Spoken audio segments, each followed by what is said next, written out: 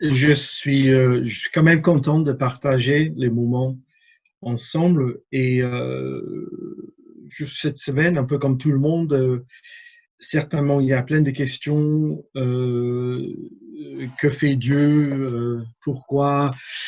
Etc. Et oui, comme tous, je pose des questions, je réfléchis, je prie, je demande au Seigneur. Et je voulais vraiment juste vous encourager. Est-ce que vous entendrez quelque chose de nouveau aujourd'hui? J'en sais rien.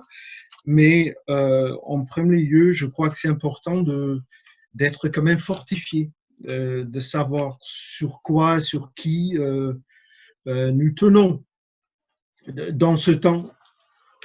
Euh, la question pour moi, et ça je l'entends, c'est mais quel est le sens de ce temps?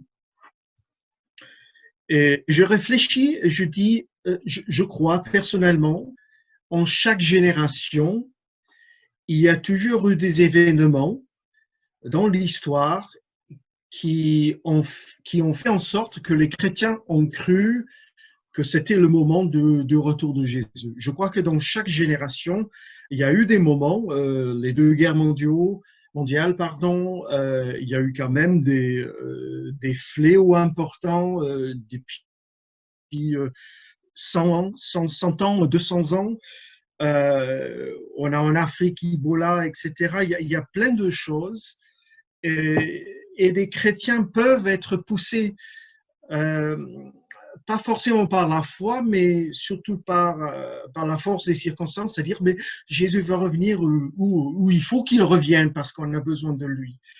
Et je pense que euh, voilà, nous y sommes encore au milieu, une génération qui passe par le fléau de ce virus et qu'il est très, très clair que ça va marquer notre génération, nos esprits, que les choses vont changer, que nous allons changer. Et, et au même temps, je trouve c'est important d'avoir des points, les points d'ancrage pour nous qui sont forts, qui nous permettent de traverser avec une perspective. On a parlé de la peur, mais oui, on peut parler de la foi, mais on peut parler d'autres choses. On peut parler de la personne de Jésus, on peut parler de qui nous sommes en lui, et on peut parler de ce qu'il dit. Et ce matin, je voulais juste parler de certaines choses comme ça. J'ai peut-être deux versets, enfin j'en ai pas mal de versets, j'en ferai référence au fur et à mesure qu'on avance, mais deux pensées, deux textes de base pour nous permettre de nous placer. Je ne sais pas si vous avez du mal à vous placer. Moi, Dieu et tout ça, où j'en suis. Deux petits versets de Matthieu, dans l'évangile de Matthieu. Je prends deux versets qui parlent un peu du même thème. C'est Jésus après sa résurrection, sa tentation, pardon. Et après, il dit que dès lors, Jésus commença à prêcher et à dire: repentez-vous, car le royaume des dieux, le royaume des cieux s'est approché. Même évangile, je remonte à chapitre 24. Jésus est en train de répondre à la question des disciples. Seigneur, quels seront les signes de la fin de ton retour? Et Jésus va dire juste une petite phrase à la fin d'une parabole, et il va dire ceci, verset 34 de Matthieu 24, il va dire: venez, les bénis de mon Père, héritez du royaume qui vous est préparé dès la fondation du monde. J'aimerais partir à partir de là. Je pense que nous, en tant que chrétiens, on se positionne entre deux événements. L'enjeu, en fait, c'est quoi? L'enjeu, pour nous, le chrétien, je crois qu'il y en a deux. Le premier enjeu, c'est le perfectionnement de la personne de Christ et la Trinité au travers de Christ qui soit perfectionné en moi.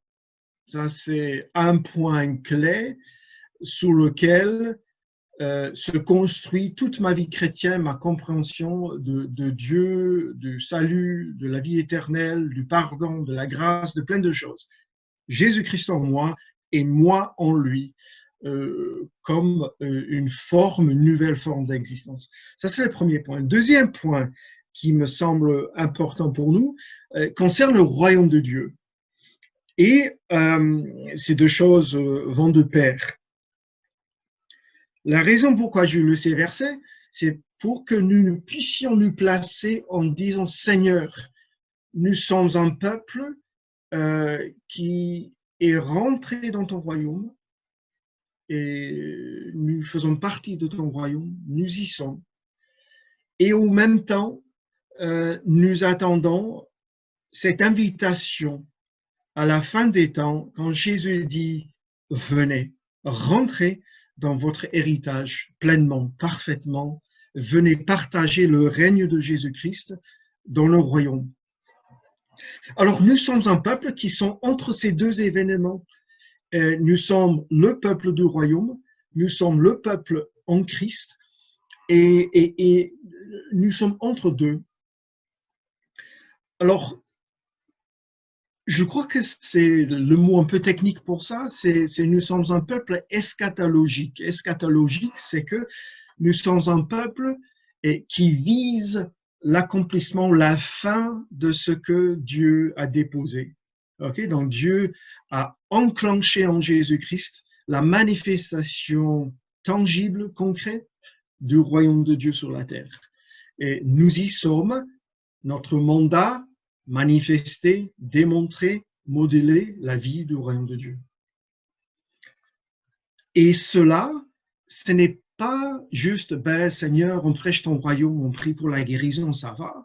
En fait, avant d'extérioriser, si je peux parler comme ça, extérioriser le royaume est d'abord quelque chose de vécu. C'est quelque chose qui s'incarne en nous. Ce sont des valeurs. Si on avait un peu plus de temps, on pourrait faire un petit peu un exercice ensemble à dire, OK, voilà ce texte de Jésus, quelle valeur du royaume? Voilà un autre texte, quelle valeur? Et on peut construire en fait toute une série d'à peu près une vingtaine de valeurs qui sont en fait la démonstration du royaume de Dieu. Je donne un exemple, pardonner. C'est une valeur du royaume et la question c'est, est-ce que pour moi-même, pour les autres, moi et Dieu, etc., est-ce que je suis en train de vivre dans une culture de pardon? Parce que c'est la culture du royaume, par exemple. Et puis la grâce et l'amour et la rédemption, etc. Il y a plein de choses. J'aimerais juste vous donner cet exemple-là. Et notre perspective, c'est quoi, en fait? Parce que même en croyant au royaume de Dieu, on peut quand même être tellement focalisé sur le présent. On est focalisé sur le royaume maintenant. Et c'est juste. Jésus dit, le royaume est proche. Le royaume est maintenant. D'autres disciples plus tard dans l'évangile de Luc, verset 17, verset 20, ils vont poser la question, mais Jésus, quand va venir ton royaume? Et Jésus, encore cette question de perspective, quelle est la fin du royaume de Dieu? Et Jésus va donner une réponse peut-être qui nous frappe un peu, connue, mais qui nous frappe. Il dit, le royaume est au milieu de vous. Donc, il est clair que Jésus nous donne une perspective, mais en même temps, il nous ramène dans le présent pour dire, vivez le royaume maintenant, vivez la justice du royaume, vivez la paix, vivez la compassion, vivez la miséricorde, vivez le pardon, vivez la liberté, même si on est confiné quand même. Il faut trouver des moyens de vivre la liberté, c'est intéressant. Mais Jésus va nous ramener dans le présent.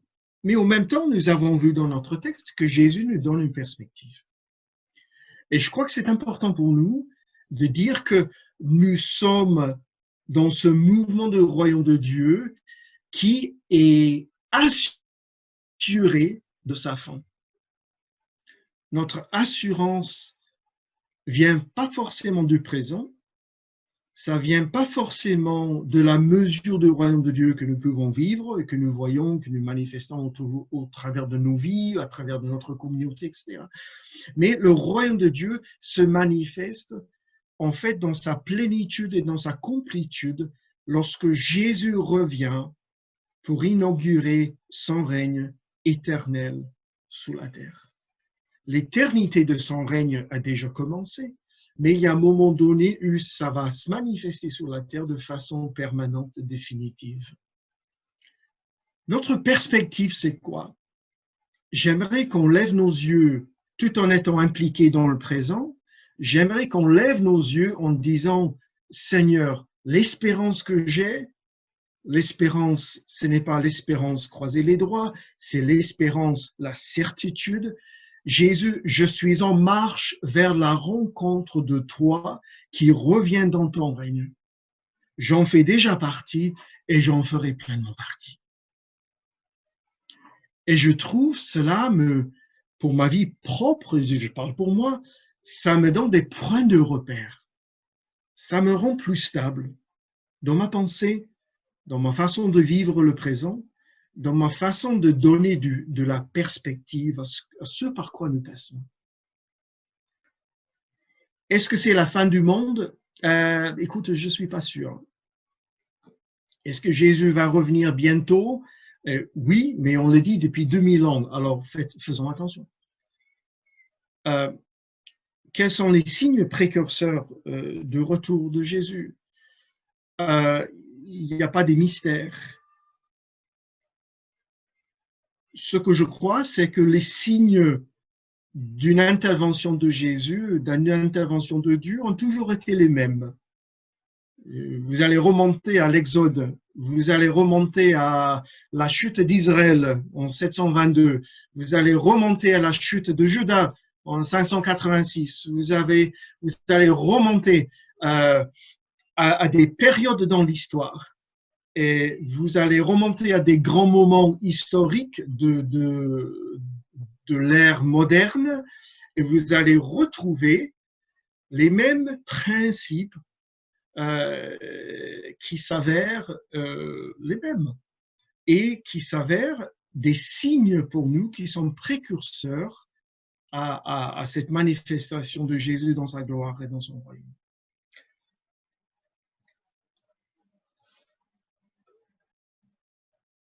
En lisant un petit peu les textes de l'Ancien Testament,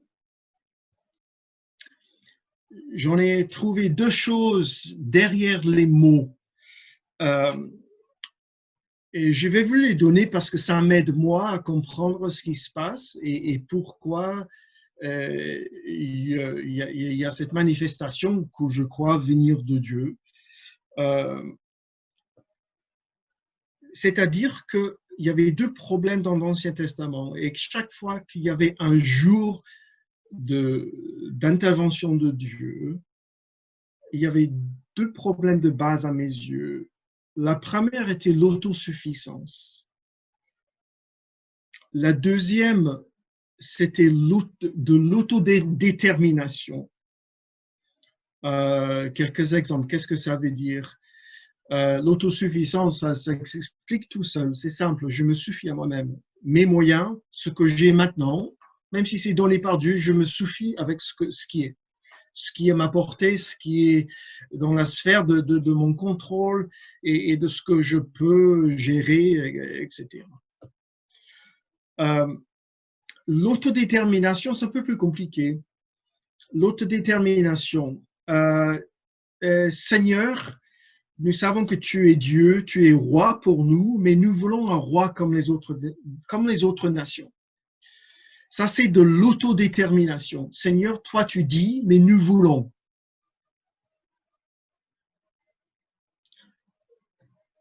Seigneur, nous ne voulons pas Ésaïe, Jérémie, nous voulons les prophètes qui nous caressent dans le bon sens, dans le sens du poil. Oui, c'est de l'autodétermination.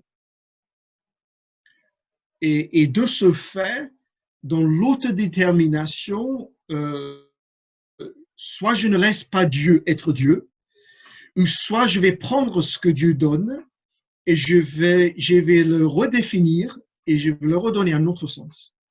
Un sens qui me va bien, évidemment. Dans l'Ancien Testament, ces deux problèmes sont derrière chaque jour de l'Éternel, chaque intervention de l'Éternel. Et je pense que dans notre siècle, dans notre génération, les deux problèmes sont là. Et ces deux problèmes-là ont atteint un niveau de déformation, il me semble. Enfin, c'est moi qui l'ai dit comme ça, peut-être je me trompe, mais bon, je pense que c'est comme si Dieu dit, je ne supporte plus cette mesure de déformation, d'autodétermination et d'autosuffisance. Et je crois que le petit discours du président italien reflète un peu le désarroi d'un homme qui dit je ne me suffis pas à moi-même et mon pays ne se suffit pas à lui-même. Et quant à l'autodétermination, ça, c'est moins clair. Mais c'est déjà un départ. Donc pour nous, je pense que lorsque Dieu agit de la sorte, Dieu a toujours une pensée du salut. Je peux vous renvoyer un texte typique, Ésaïe 30, versets 18, 22. Il y a 3-4 petits versets là. Vous allez comprendre que quand Dieu juge, il ne juge pas pour condamner. Dieu juge pour ouvrir une porte au salut.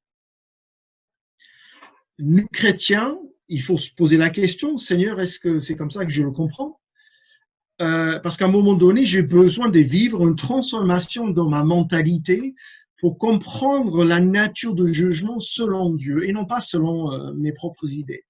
Parce que juger pour condamner, ça ne serait pas tout à fait le sens et la motivation de Dieu quand il exerce un jugement. Et déjà, ça m'encourage, parce que je pense que là, si Dieu est en train de juger, de serrer, de mettre la pression sur les nations, c'est pour les ouvrir une porte au salut. Et si nous avons cette compréhension de Dieu, nous avons par derrière toute une expérience, tout un discours, une conversation que nous pouvons tenir avec les gens avec qui nous sommes en contact, qui est complètement autre. Même si on peut accepter que c'est Dieu qui exerce un jugement. Je crois que le miracle, c'est de pouvoir bâtir un pont pour dire, mais c'est une invitation au salut, c'est une invitation à rapprocher de Dieu, parce que finalement, qui peut mesurer la longueur de sa vie? Qui peut déterminer ces choses-là? Qui peut déterminer le bien-être de quelqu'un, de sa famille, de sa nation? Qui peut faire tout ça? Et moi, je pense que c'est une porte pour nous d'amener une compréhension de Dieu, non pas une parole de condamnation, non pas une parole de châtiment, mais une parole qui mène au salut. Voilà une petite exhortation un peu pratique à ces niveaux-là. Est-ce que ça va? À peu près. Oh, ok, c'est bon, je continue. Donc, on est dans cette perspective. Seigneur, on est concentré, on est dans ton royaume déjà, c'est maintenant. Mais Seigneur, notre vision, ce qui nous fait tenir, c'est que c'est cette manifestation qui va amener pleinement ton royaume sur la terre. Nous faisons partie de ce règne-là qui débute dans nos vies. La deuxième chose que je vous ai partagée, c'est juste quelques perceptions sur ce qui se passe actuellement. Il est clair que il y a beaucoup de peur, il y a beaucoup d'anxiété, il y a beaucoup d'angoisse autour. Et nous, chrétiens, Si nous sommes ancrés dans cette réalité-là, je crois que nous avons une réponse à donner. Et ça, c'est intéressant pour nous. Dans Matthieu 24, c'est intéressant. Ça m'interpelle, moi, donc j'espère que ça fera pareil pour vous. Jésus va parler de trois manières. Il va dire trois choses très nettes et claires. Il dit, premièrement, soyez pas séduits, en référence à ce qui est pseudo-Christ, pseudo-prophète, pseudo-enseignant, pseudo-messager de Dieu. Et il va dire, ne sois pas troublé. Troublé, c'est être surpris, c'est être alarmé.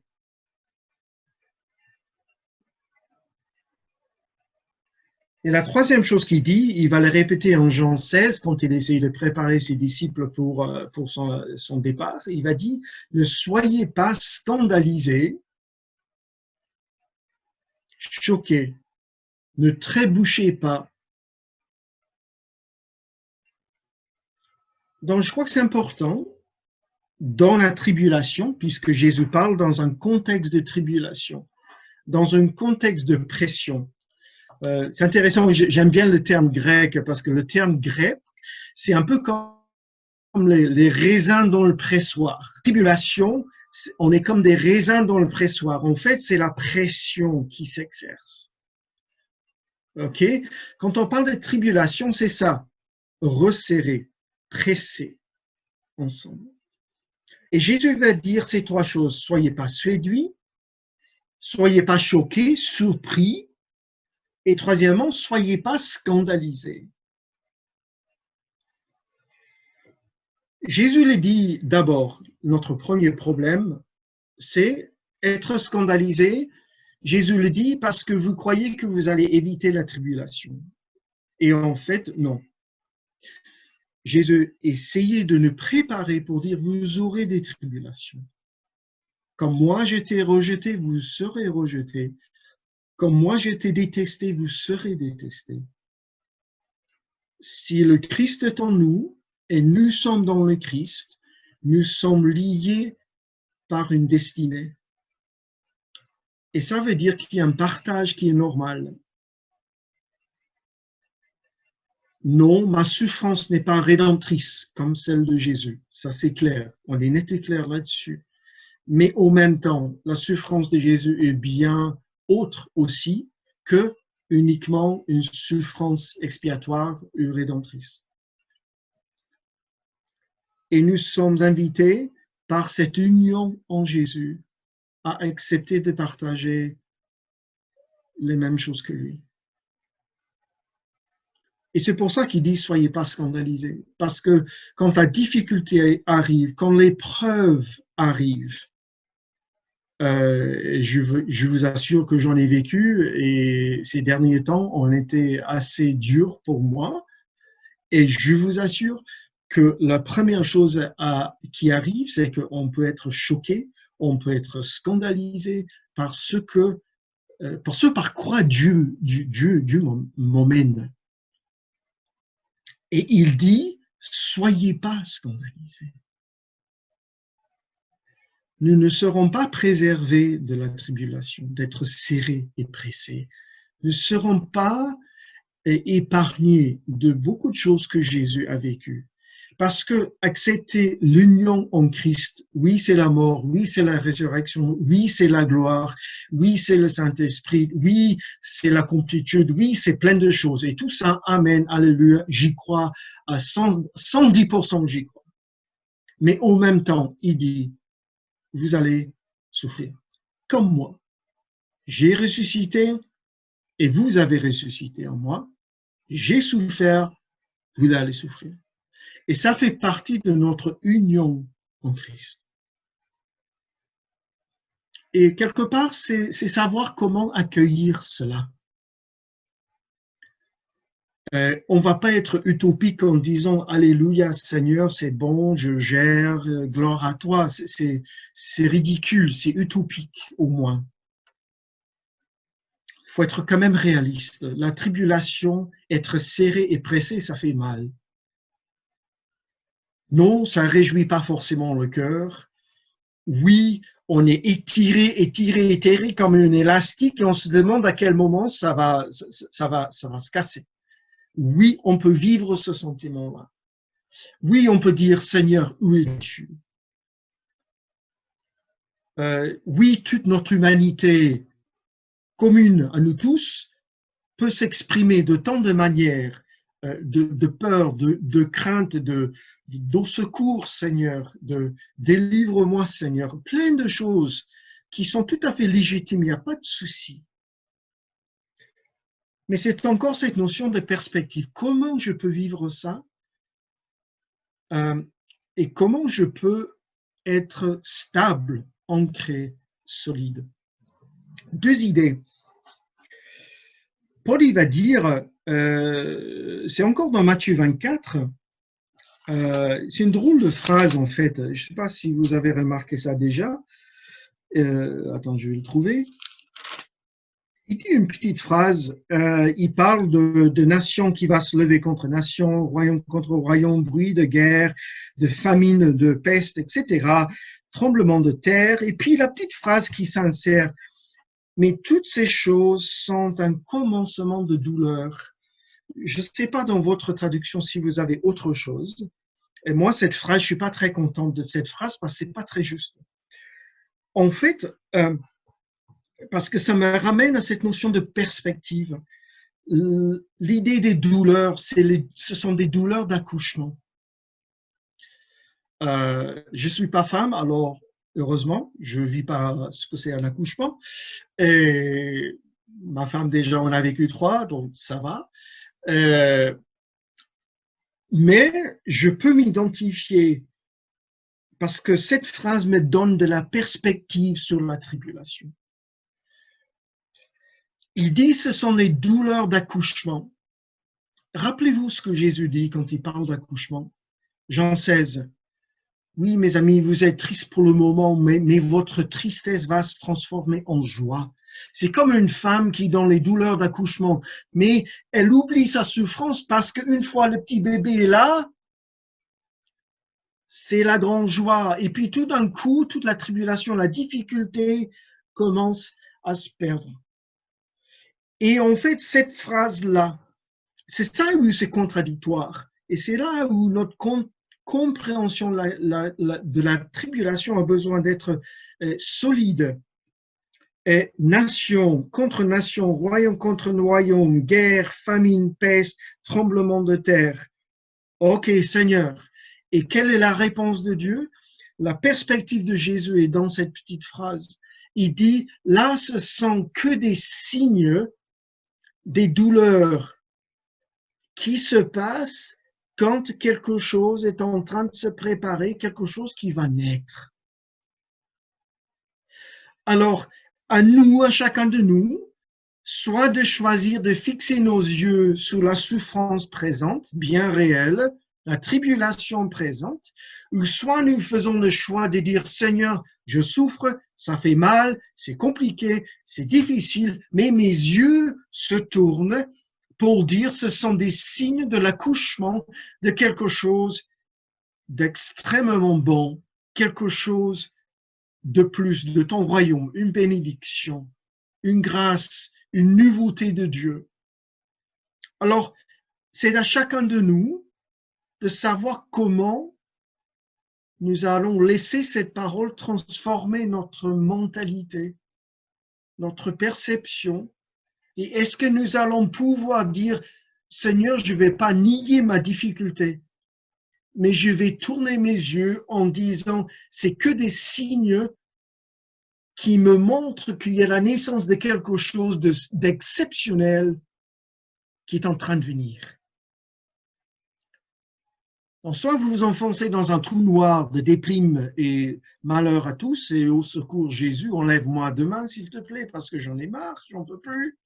Ou soit nous allons donner un nouveau sens à notre souffrance, notre tribulation, et nous allons orienter nos yeux, nos cœurs, notre mentalité, notre façon de penser vers cette notion d'accouchement.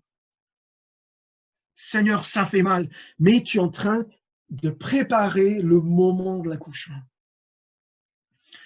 On peut avoir de la perspective là-dessus aussi, on peut avoir la perspective, comme je vous ai dit, eschatologique, l'accomplissement de tout. On peut dire, oui Seigneur, c'est ton royaume, je vois ton royaume venir en puissance, dans la gloire, dans la sainteté. Je vois ton règne venir d'une façon exceptionnelle. Mais on peut aussi dire, Seigneur,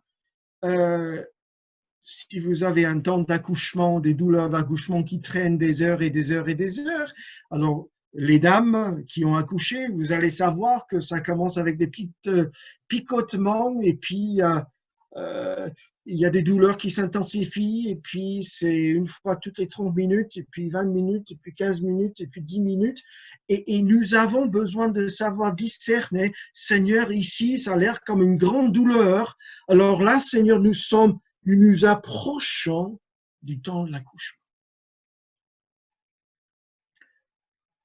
Ça me fait un bien fou. Très franchement, ça me donne la perspective, ça me donne un fondement. Je suis tranquille avec ça. Et j'aimerais vraiment vous le transmettre. En vivant ce que nous vivons, nous avons une perspective de Dieu qui est en train de faire naître une nouveauté. Autant que nous serons une génération marquée, la génération Covid-19, autant que nous allons être, et je prie pour ça, que nous soyons la génération de l'accouchement de quelque chose de puissant et de fort en Dieu. Et c'est à vous de savoir comment vous allez orienter votre être, votre disposition, votre mentalité, vos pensées, vos yeux. J'aime bien la phrase, et je vais terminer peut-être parce que ça commence à traîner un peu. J'aime cette notion qui est très vraie, très réelle dans notre circonstance, d'être ébranlé. Je crois qu'on sait tous ce que c'est d'être ébranlé, d'être secoué fortement. À un moment donné, je crois que c'est humain de sentir et de passer par là. Ce qui m'intrigue un peu, je dois le dire, c'est un peu marrant pour moi, mais bon, enfin, j'ai un chien, pour ceux qui me connaissent, je suis quelqu'un qui aime promener, même si j'ai qu'une heure ce matin, j'aime promener avec mon chien. Mon petit chien m'accueille tous les matins avec sa queue, comme ça, et un grand sourire. Oui, j'ai un chien qui sourit à moi, c'est merveilleux le matin, l'accueil du matin, quand tu descends les escaliers, tu vois le petit chien là, coucou, salut, ça va, et puis un câlin, et puis c'est thérapeutique à la fin. Je vous encourage. Mais enfin, là où je veux en revenir, ce mot ébranlé, c'est littéralement l'idée de la queue de chien qui remue, qui secoue. Et l'idée d'être ébranlé, nous avons un petit proverbe en anglais qui dit « It's the tail that's wagging the dog ». On dit c'est la queue qui secoue le chien. C'est pas le chien qui secoue la queue, c'est la queue qui secoue le chien. Et en fait, quand nous sommes ébranlés, c'est la queue, c'est le monde, c'est le virus, c'est la psychose, c'est le problème, c'est tout cela qui est en train de faire bouger le chien. Donc, je ne sais pas si vous avez une pensée, un esprit imaginatif et créatif pour imaginer la queue qui fait remuer le corps du chien, mais c'est ça, cette image-là, il faut avoir en tête. Imaginez le queue et le chien est basculé de côté, il est remué, il est secoué dans tous les sens. Quand nous sommes ébranlés, voilà ce qui se passe. C'est plus moi qui décide quand je fais bouger la queue, mais en fait c'est la queue, les circonstances, la vie, le virus, mon confinement, mon souci, mon angoisse, ma peur, qui en fait fait remuer, secouer tout le reste. Et Paul, dans 1 Thessaloniciens 3, verset 3 et verset 8, déjà deux versets il va en parler très clairement. Il va dire, mais que nul ne soit ébranlé par la tribulation. Si nous avons la perspective spirituelle que donne Dieu, nous ne sommes pas livrés fatalement à être ébranlés comme la queue qui secoue le chien. Paul, il le dit, pourquoi? Il dit, tenez ferme en le Seigneur. Ça ne veut pas dire s'accrocher à. Ça veut dire veillez, et il le dit aux Corinthiens aussi, veillez à ce que vous soyez en Christ, dans Christ. Ça, c'est pas Christ en vous, mais il dit veillez bien que vous soyez plongés. Imaginons que Jésus est une piscine. Bon, pour les gens à Dunkerque, c'est peut-être un peu compliqué. Et la mer Nord, c'est pas très appétissant. Alors là, imaginez-vous en Provence, là, avec une belle piscine bleue. Voilà, OK? Et on va vous emmener et on va vous plonger au fond. Mais malheureusement, nous, êtres humains, on a besoin de remonter pour respirer un petit peu. Mais l'image que Paul dit, il dit, mais je vais vous plonger en Jésus et je vais vous tenir au fond. En fait, finalement, pour que vous respiriez quelque chose comme ça, Jésus, le Seigneur, le roi, le gouvernement, l'autorité, la vie, la paix. Il veut que nous soyons imbibés, noyés en lui. Et il dit, c'est la réponse pour ne pas être secoué par la queue de la tribulation. Et ça, c'est à chacun d'entre nous de prendre le temps nécessaire en fonction de l'état de notre pensée, l'état de notre cœur. Si nos pensées, c'est un peu chaotique et un peu partout, et je peux en témoigner, si le cœur est complètement à l'envers, la solution, c'est que nous avons besoin d'être plongés dans la piscine de Jésus et d'y rester longtemps, jusqu'à ce que notre cœur se remette en place, selon le cœur de Christ, et que nos pensées se remettent à leur place, parce que nous avons, dit Paul, la pensée de Christ. Et je n'ai pas d'autre solution à vous donner. C'est la seule chose, je sais, qui compte et qui pourrait nous sauver. Déjà de nous-mêmes. N'en parlons pas de la tribulation. Paul, il va dire, et je termine, je promets, c'est la deuxième fois que j'ai dit je vais terminer, mais cette fois-ci, c'est bon, je suis sûr. OK, juste un petit verset de Jacques 5, verset 8 pour vous encourager. Jacques est en train de dire, oui, le royaume et le Seigneur va revenir. Et il dit deux choses. Il dit, c'est traduit, soyez patients, mais en fait, c'est patientez-vous. Je ne sais pas si vous aimez que les choses aillent vite. Moi, un peu quand même, j'avoue. J'aime bien que ça bouge, que l'on avance, que j'ai l'impression qu'on va quelque part. Je suis un peu comme ça des fois. Et la question que je me suis posée, même ce matin avec le Seigneur, en disant, Seigneur, je me rends compte, c'est compliqué de gérer la lenteur des fois.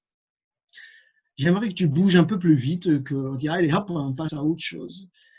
Et finalement, non, Dieu fait le contraire et ralentit.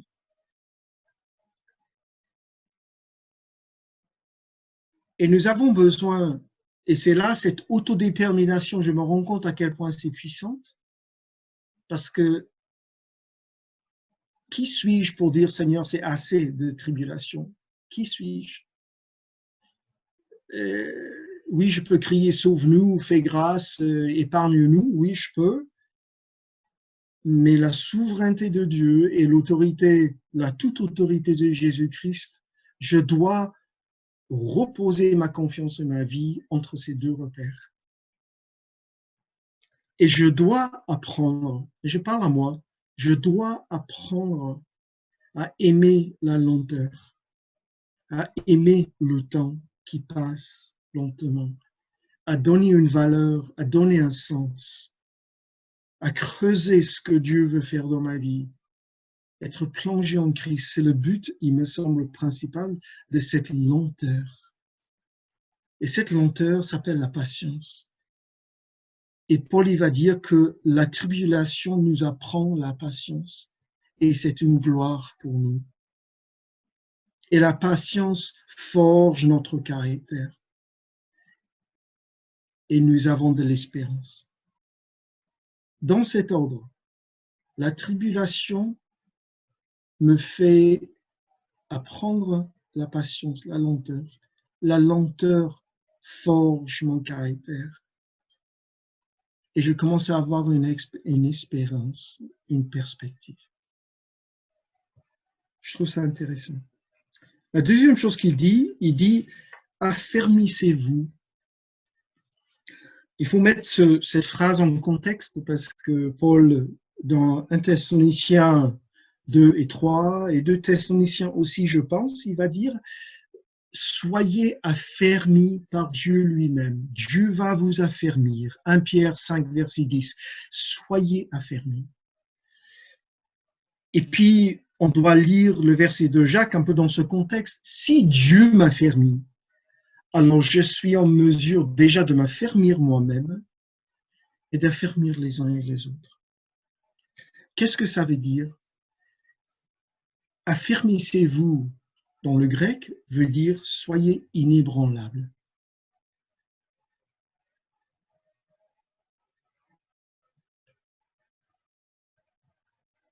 Et ça fait un petit cercle dans notre pensée depuis tout à l'heure. Est-ce que nous pouvons avoir des paroles si Dieu est celui qui affermit mon être? C'est cela qui m'équipe pour affermir les uns et les autres, afin que j'ai des paroles de vie qui amènent les uns et les autres à être inébranlables en Christ. Ça me fait du bien, rien que de vous parler comme ça, là je suis monté à bloc, là. Franchement, je suis prêt à faire face à tout là. Je m'écoute, je m'enseigne, je me fais du bien, c'est merveilleux. Hein? Tant pis pour vous. Hein? Seigneur, c'est vrai que c'est un petit peu comme on a suivi un chemin, un sentier ce matin dans ta parole, en partant de cette vision de perspective, en regardant cette vie de royaume, en regardant, Seigneur, cette question de tribulation et comment tu nous équipes et quelle compréhension, quelle pensée tu nous transmets pour pouvoir traverser cela. Alors je prie que ton Saint-Esprit, déjà depuis qu'on partage, qu'il est en train de toucher nos cœurs, qu'il est en train de communiquer quelque chose de ta vie à chacun d'entre nous. Seigneur, c'est ma prière ce matin, afin que tes enfants soient exhortés, encouragés, afin que tes enfants soient sur ce chemin de solide fondement, afin d'être inébranlables, porteurs de ta vie, porteurs de ta perspective. Alors Seigneur, enracine ta parole, mais enracine toi-même en nous. Au travers de ta parole, je t'en prie. Je te rends gloire, Jésus. Et je prie pour chacun d'entre nous que nous puissions tenir et que nous soyons ceux et celles qui sont capables de transmettre cette perspective divine, cette espérance divine, même entre vous, en groupe, de rendre les uns et les autres inébranlables. Et il y a un monde qui nous entoure, Seigneur, qui a besoin de ça. Et nous voulons remettre, Seigneur, notre pays et l'Europe et ce monde qui est en train d'être touché. Et nous prions, oui, nous prions ensemble. Autant que tu équipes et tu perfectionnes tes enfants. En même temps, Seigneur, les nations, nous prions que les nations reçoivent ce témoignage de Dieu, une porte au salut. Bénis les uns les autres, Seigneur. Ce jour, chacun chez soi, chacun avec les contacts qu'on peut avoir au téléphone ou WhatsApp, etc. Et qu'il y ait un revêtement de ton Saint-Esprit qui vient sur nous. Seigneur, je t'en prie en ton nom. Amen.